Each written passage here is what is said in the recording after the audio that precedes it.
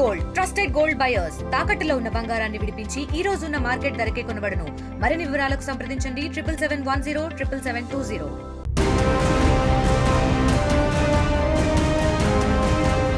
Sunitha Williams కు మరోసారి నిరీక్షణ తప్పదా? ఆమెను కాపాడేందుకు చేస్తున్న ప్రయోగం చివరి నిమిషంలో ఎందుకు రద్దయింది? నాసా చేస్తున్న ప్రయోగాలు ఎందుకు ఫెయిల్ అవుతున్నాయి? సునీతను భూమిపైకి రాకుండా అడ్డుకుంటోంది ఎవరు? మళ్ళీ ఎప్పుడు భూమిపై సునీత అడుగుపెట్టబోతున్నారు? పెద్దన్న చెప్పినా ఈ ప్రయోగం ఎందుకింత ఆలస్యం అవుతోంది? ఇప్పుడు చూద్దాం.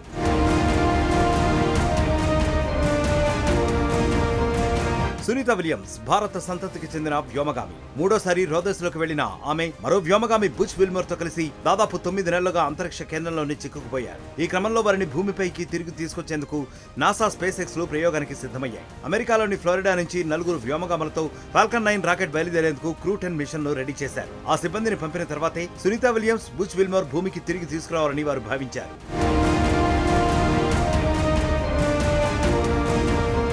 సునీత విలియమ్స్, బుచ్ విల్మర్ భూమి మీదకు తీసుకొచ్చేందుకు కెనావెరల్లోని కెనడీ స్పేస్ సెంటర్ నుండి బుధవారం ఉదయం 7:45 ఈటీకి స్పేస్ ఎక్స్ రాకెట్ ప్రయోగించాల్సి ఉంది. 4 వ్యోమగాముల్లో 2 యుఎస్, 1 జపాన్, మరొకరిని రష్యా నుంచి ఎంపిక చేశారు. అయితే రాకెట్ లాంచ్ ప్యాడ్ లో చివరి నిమిషంలో సాంకేతిక సమస్య తలెత్తడంతో స్పేస్ ఎక్స్ క్రూ 10 ప్రయోగాన్ని రద్దు చేసింది. హైడ్రాలిక్ సిస్టమ్ లో సమస్య తలెత్తడంతో ప్రయోగాన్ని ఆపేసినట్లు నాసా వెల్లడించింది. దీంతో సునీత భూమిపైకి రావడం మరింత ఆలస్యం కానుందని తెలుస్తోంది.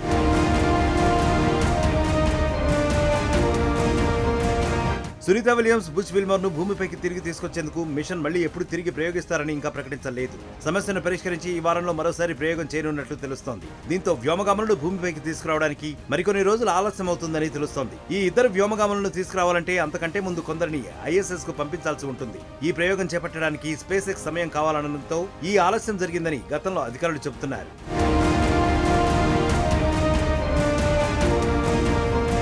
ఇక 2024 జూన్ 5న ప్రయోగించిన స్టార్ లైనర్ లో వ్యోమగాములు సునీత, బుచ్ విల్మర్ ఐఎస్ఎస్ కు చేరుకున్నారు. ప్రణాళిక ప్రకారం ఐఎస్ఎస్ లో వారిద్దరూ కేవలం 8 రోజుల పని కోసమే వెళ్లారు. అయితే స్టార్ లైనర్ లో సాంకేతిక సమస్యలు తలెత్తడంతో క్యాప్సూల్ వ్యోమగాములు లేకుండానే భూమికి చేరుకుంది. దాంతో సునీత విలియమ్స్, విల్మోర్ అప్పటి నుంచి ఐఎస్ఎస్ లోనే ఉంటున్నారు. వారిని తిరిగి తీసుకురావడానికి నాసా స్పేస్ ఎక్స్ తో కలిసి పనిచేస్తోంది. అయితే రేపు లేదంటే ఎల్లుండి ఈ ప్రయోగాన్ని తిరిగి నిర్వహించే అవకాశం ఉన్నట్లు నాసా స్పేస్ ఎక్స్ తెలిపినట్లుగా తెలుస్తోంది. ఈ ప్రయోగం జరిగిన వారం తర్వాత సునీత, విల్మోర్లు భూమి మీదకు వచ్చే అవకాశాలు కనిపిస్తున్నాయి. ఏదేమైనా భారత బిడ్డ సురక్షితంగా భూమి మీదకి చేరుకోవాలని కోరుకుందాం.